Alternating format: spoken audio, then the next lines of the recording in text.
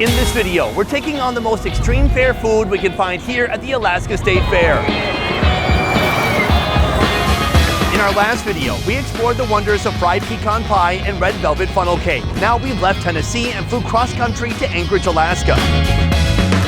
Here, I'm on a mission to find the State Fair food you won't find anywhere else, including seafood caught right off the coast of Alaska. Time to see how Alaska stacks up against Southern comfort. Let's go. Boom! We have come to our first location, right behind me, Alaska Crab Shack. Today it's really going to be all about this fresh seafood caught locally off the coast of Alaska, starting with crab cakes. Let's move. Let's move. Get it? There's a cow right there.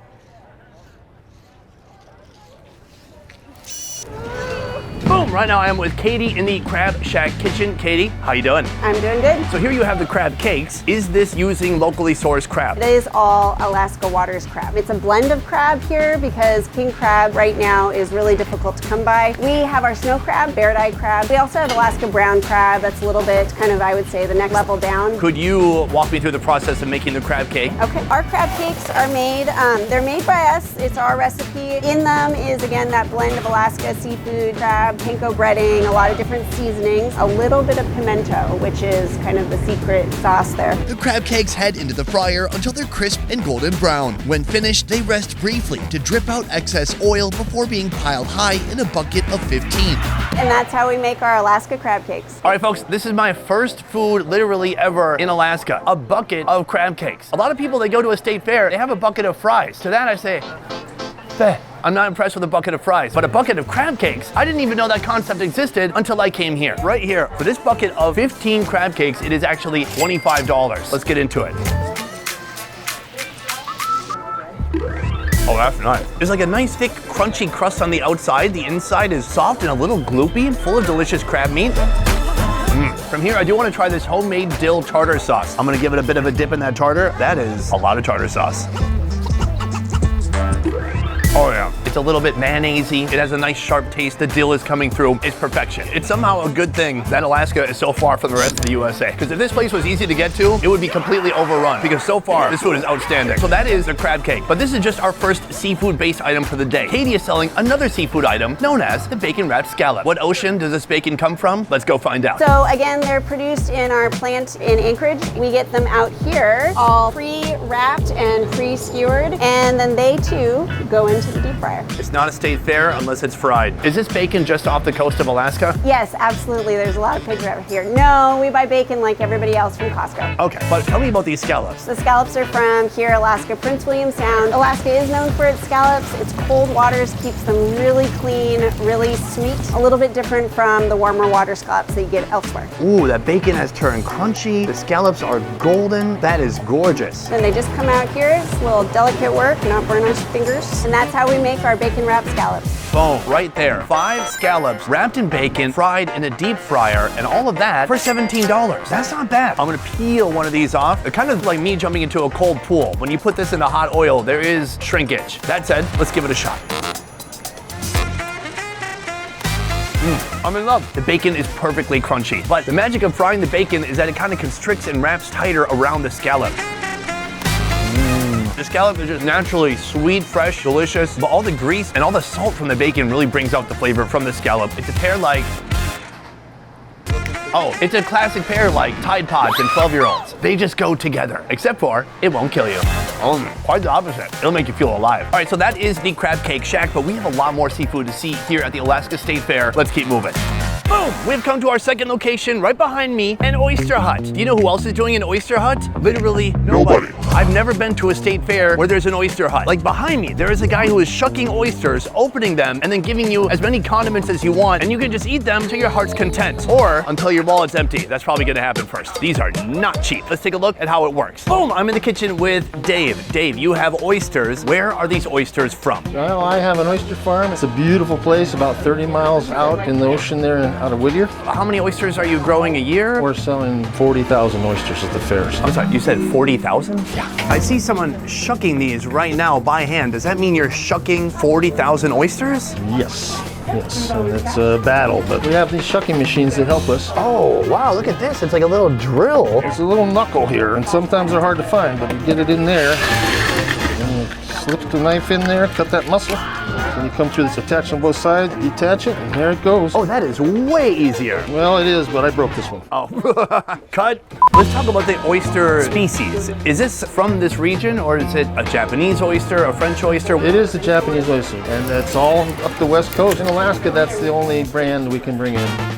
Welcome to the Oyster Bar. Let's talk about this. What was peculiar about these oysters when talking to Dave is that these are not some kind of Alaskan breed of oyster. These are Japanese oysters. I have been to an oyster farm in Japan. It is possible that I could be eating the same type of species of Japanese oyster, but they could taste completely different. Here they're growing up in a different environment with different weather, with different nutrients, so the end experience could be completely different from what you would experience in Japan. I made all that shit up just now. Oh, this is a nice one right here. Let's give it a shot.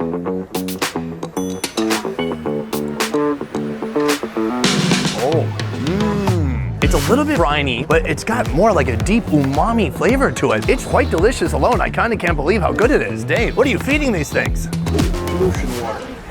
Nothing. Nice. When it comes to condiments, he has a lot of the classics you'll find in the USA. We have lemon juice, red wine, vinegar, mignonette, cocktail sauce, Frank's Red Hot, Tabasco, pepper, salt, and little Tapatio. My favorite is definitely the red wine vinegar. Let's give it a shot. Delicious. Oh, I love it. It's layers of flavor. Beyond that, I have these microwaved oysters right here. We have 6 shucked oysters already here, and then we're gonna involve Chef Mike. I've never seen someone microwave an oyster. I didn't know you could do that. Well, it's the only way to do it fast enough. Whatever it takes, you gotta be quick and dirty. Yeah, well, the people are waiting. After 45 seconds, the oysters are cooked and ready for a dose of Serrano sour cream sauce. Top each one off with a slice of Serrano pepper, then chuck them in the broiler for about a minute to finish them off. Dave is kind of a culinary innovator. Come take a look at this. So we have a cooked oyster deep below, beneath, and then on top, some of that sour cream, and all this is gonna be slid into my mouth.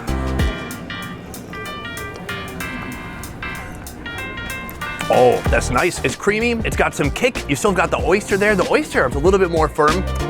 That's my new favorite. When I heard sour cream, I pictured like somebody in the Midwest making Mexican food. So I pictured like a dollop of sour cream, but no, this is much more refined than that. I gotta say, 10 out of 10. I'm not just saying that because Dave is on a platform behind me and potentially he has a weapon underneath the counter. That's right here. What is that? That's a fossil from Oklahoma. That's an oyster fossil? Oh my gosh. So yeah, come to Dave's Oyster Hut, and if you don't like the oysters, he'll introduce you to the fossil.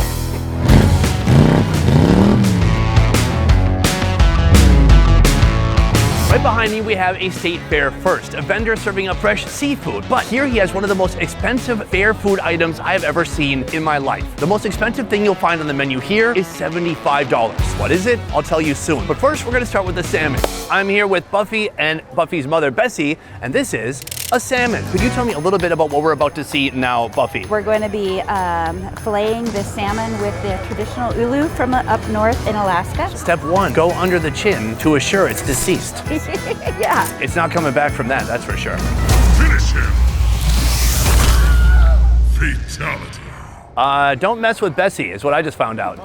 From here, Bessy deletes and discards all the internal organs. The head is removed but saved for a soup. Meanwhile, we're after the prized salmon fillet. So now she takes the knife, she cuts along the spine. Wow, so smooth, so efficient, beautifully done. Right there, you see it, one fillet coming off that fish. It is bright, it's orange, it's beautiful. This looks absolutely delicious. Are there any more steps? We pin bone every fillet. Oh, bones. I don't know anything about salmon, I've just realized. Next, Bessy steps aside and lets her daughter, Buffy, carefully remove the pin bones, leaving a clean, deep red, bone-free salmon fillet. Could you tell me a little bit more about where the salmon comes from? So these came from the Kenai area of Alaska. It was caught yesterday, and we are filleting it today and cooking it right up. So it is the freshest you can get. All right, boom. I am in the kitchen right now with Brady. Behind him, a charcoal grill that is absolutely blazing. Right now, we're just waiting for that salmon fillet, and we're gonna get cooking, baby. Our fillet is right here, hand off, and then boom, it hits the grill. Look at that, blazing hot charcoal underneath. He hits it with a little bit of oil. And what's this, Brady? This is our seasoning. We call it It's On because it's on everything. We make it ourselves, and it's the only seasoning we use. You're gonna see the color change right along here, and once that starts changing, then we'll do the next step. So he takes the spatula, and then very easily the skin just sloughs off the other side of the fish. And now this is all the fatty part of the fish. What you want to do is kind of just scrape some of that off. That's what gives you the fishy taste. So Brady, when somebody comes here and they order the salmon fillet, are they getting this whole thing, or what are they getting? No, they're getting portions of this, but we do sell the whole fillets to the family. That looks absolutely gorgeous. Brady hits the salmon with more oil and his own in-house seasoning a few more times before he brings out his secret weapon,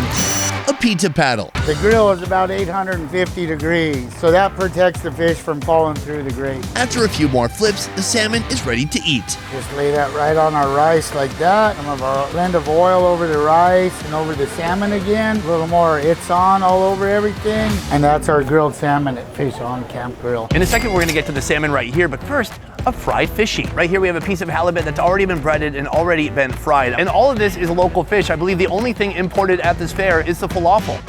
Let's give it a shot. Oh, it's so good. Excellent seasoning in that breading. A nice, succulent, soft fish inside. Very good. Right here, look at that. Nice and kind of orangey pink. Not raw, but not overdone. I'm gonna scoop up a piece here. Oh, there it is. The ultimate bite. Oh, that's good. It's so unbelievably smoky. Brady was telling me that they're using about 3 tons of charcoal during the whole state fair. Remarkable. Right over here behind this guy, there's a bunch of Kingsford charcoal. It says 8 uses. Huh, one of those 8 uses is for cooking salmon. Is that what they mean by 8 uses? Let's try some more. The spice he put on it is excellent. It's got its own salmon-y oils coming out of it. Really, absolutely delicious. From there, we're gonna graduate to this right here. If you're gonna eat salmon at a state fair, you might as well fry it up too. Oh, wow, super good. Ooh, it's a little tangy. A ton of seasonings in that breading. It's crunchy. There's some nice fatty salmon on the inside. This is something I've never had at a state fair. This is kind of our appetizer because there's something much more expensive on the menu. What is it? Let's go find out. All right, I am back in the kitchen with Brady. Brady, I have a question. You have on your menu one of the most expensive menu items I've seen at any state fair. Something coming in at $75. Can you tell me what it is and tell me a little bit more about the price? This is red king crab, the best king crab in the whole world. It's the sweetest and the most full of meat crab that there is. We started at $20 a pound 10 years ago. Now it's $75 a pound. In a restaurant, even if you can find it, it'll be $200 a pound. So we take these clusters here. This is over a pound cluster. We bring it over here to the cutting board. I split all the shells like this for you. It allows all our butter and our flavoring to soak into it. You boil your laundry, you grill your crab, not the other way around. Brady coats everything with butter, lemon juice, and more of that It's On spice blend. When it comes to crab, everyone thinks steam or boil,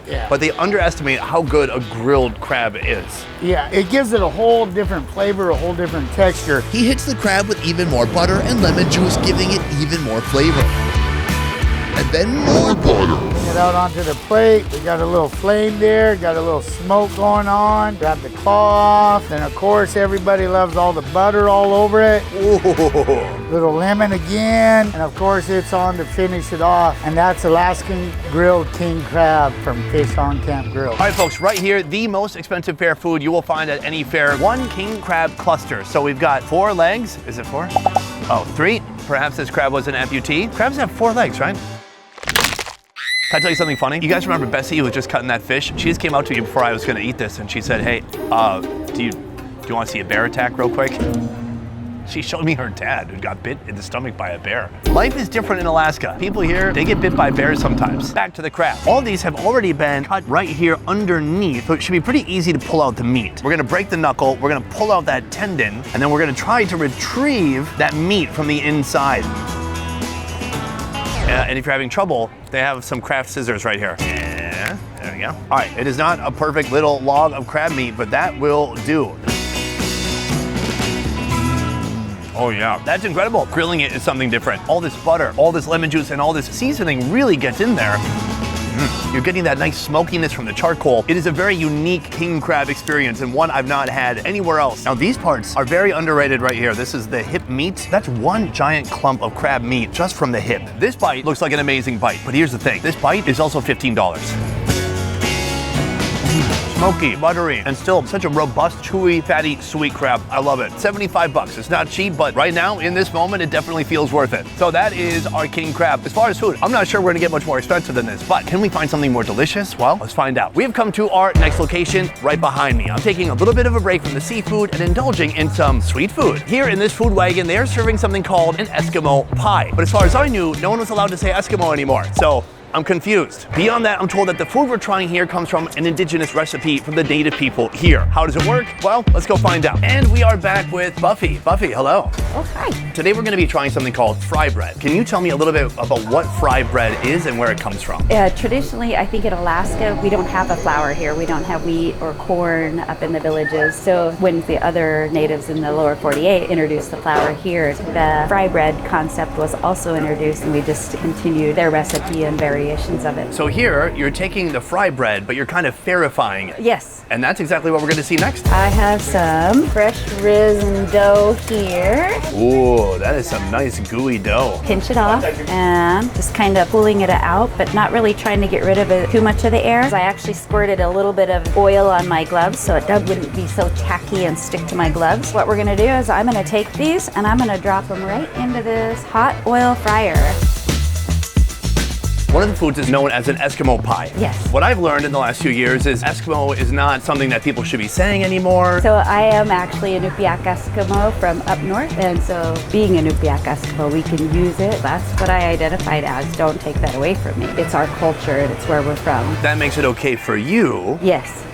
But then can I say it? To me, I think it's fine. I don't find that offending at all. When the dough turns golden brown, it's removed from the fryer, ready to receive some toppings. First, a sweet blueberry syrup, then a light dusting of powdered sugar. And that is how we make our fry bread. After eating basically nothing but pure seafood since I got here, it's nice to have something a little bit sweet. This is the fry bread. It's just delicious fried bread with sweet blueberries on top and a little bit of powdered sugar. Hold on, the powdered sugar is fading. A little bit more powdered sugar. Nice, now it's a perfect amount of powdered sugar. That is powdered sugar, right? Now I want to see what happens when I just use my fingers to rip it in half. Oh my gosh, that is nice. It's so airy. Let's give it a shot.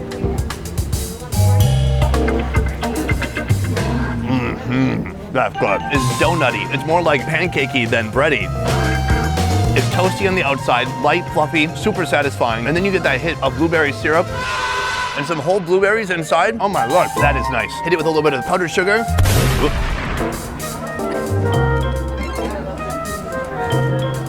Oh yeah, baby. It's delicious food turned into delicious fair food, but when you're eating it, you're also taking a little bite of history. Plus, I just talked to Buffy and I'm pretty sure she just gave me an Eskimo pass, so I can say that word now. On to our next food.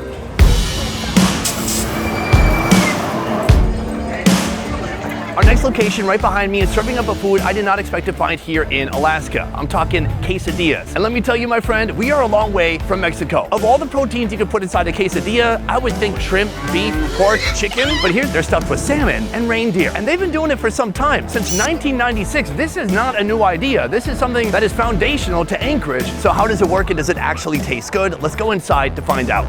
Boom, I am in the kitchen of Salmon Express right now with Jesse. Jesse, it is a pleasure to be here. Usually, if someone's making a quesadilla, the top 5 meat choices would not include salmon. Yeah, it's definitely unorthodox, but we're a salmon fishing family, and my dad wanted to direct market our beautiful Bristol Bay fish direct to people, and he started looking for opportunities to do that, and we landed on the salmon quesadilla. Now, earlier today, we saw a fillet of a salmon known as a silver salmon. This is something a little bit different. So this is red salmon that comes from Bristol Bay. This is the most high flavor content of the sockeye salmon. And we also source direct from Indian Valley our reindeer and pork mix sausage. So we use these Taco Loco, which are made right in Anchorage. We grill the salmon in olive oil and then this special spice mix that my mom made. And she was nice enough to leave this up here for us. 2 parts lemon pepper, 1.5 parts dill, 1 part pepper. When it's all cooked up, put it in this warming trays. It's ready to go. Good flavor. And then the deer, we just flash the deer and put it to this warming tray. That is glistening. It looks so good. All right, it all starts with our preset quesadilla. We got part skim mozzarella in here. We got some mild salsa. Next, they load up the tortilla with salmon and deer sausage. Then it's folded and pressed in the panini grill. I'm from out of town. All I heard was salmon quesadilla. It could be like this year's new fair food item, but no, it's been here for almost 3 decades. We've been doing it at the fair for 20-something years, and we thought my dad was crazy when he came up with the idea, and here we are in 2025 still doing it, and people love it. After a quick 30 seconds, the salmon quesadilla is ready to swim upstream to my belly. And that's how we make an all-Alaskan quesadilla. Now here's the thing, just moments ago, I already tried salmon. And so when I ordered this, I wanted the quesadilla not only with salmon, but with reindeer. Yes, they are technically caribou, but if you call it reindeer, it's much more easy to terrorize your kids. I don't know if people are farming reindeer, if they're catching them in the wild, if they're hitting them on the streets and then just taking their cadavers and making sausages out of them, but it's at least one of those 3 options. So let's get to it. It's still warm. Now, it's not big chunks of salmon. It's almost like ground down little pieces of salmon, like a salmon burger, and just mixed with big, gorgeous, juicy chunks of reindeer sausage. Let's give it a shot. I'm blown away at how much I love that. It's a flour tortilla, which is what I prefer because I grew up in the Midwest. It's soft, it's gooey, it's meaty. The salmon is very rich. The best part about the reindeer is it's a little bit snappy. I don't know how he does it. It's brilliant. It had 3 decades to get the recipe down, and that time has been used very wisely. But is there more to see here at the Alaska State Fair? Let's find out. All right, guys, here's the deal. If I eat another seafood or another one of Santa's little helpers, I will get gout. So I'm switching gears a little bit, and we're gonna be trying some peaches. Are these peaches grown here in Alaska? No, but very close. Washington, that's the next state over if you skip all of Canada. This stall behind me is called Your Favorite Peach Booth, and they have something you have never seen before. Let's head inside and I'll show you now. Boom, I am in the peach kitchen with Milan. Put her there, my man, how you doing? Good, how about you? I'm excited to be here. This is, oh God, who's calling me? Oh, it's my wife. Hey babe, I'm in an interview. Can I call you back in like 30 minutes? Okay, I love you, bye.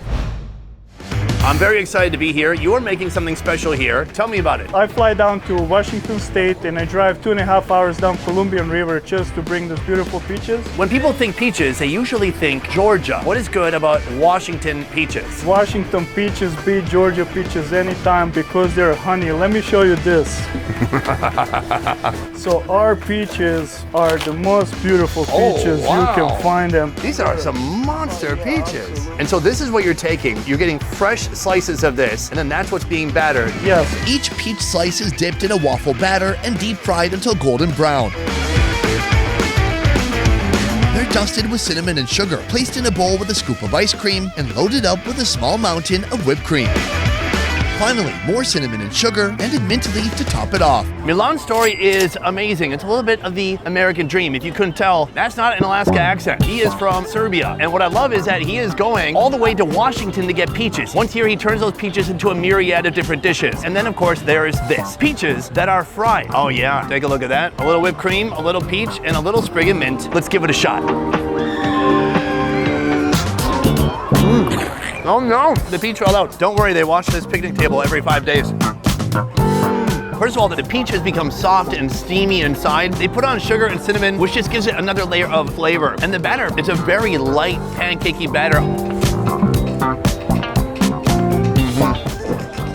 After you take a bite, you go, oh, that's a bit much fried stuff. I need to cleanse my palate. Then you come down yonder and you take a big spoonful of vanilla ice cream and whipped cream combined. Wait. Okay. All right, let's go for it. Okay. The perfect palate cleanser. So that is a full day of eating here at the Alaska State Fair. When I first thought of coming to this fair, I thought this might be a huge mistake. What if I come here and it's just corn dogs and burgers? But instead, something amazing happened. I came here and I found very unique local delicacies. This isn't a fair, this is more like a food festival with rides. And even though some of the prices are expensive, folks here, they appreciate the food so much that they're willing to drop a few bucks to have some good bites. If I had to pick one favorite from the day, it would probably be that salmon and reindeer quesadilla. I know, it surprised me too. On our next cross-country State Fair food tour, I'm heading to the biggest state fair in the USA, eating alongside the bizarre food legend himself. If you cooked this and I didn't like this, I'd be like, oh my gosh, you have such a great delivery. You have piercing blue eyes. I love the bandana. You make me smile. See you then.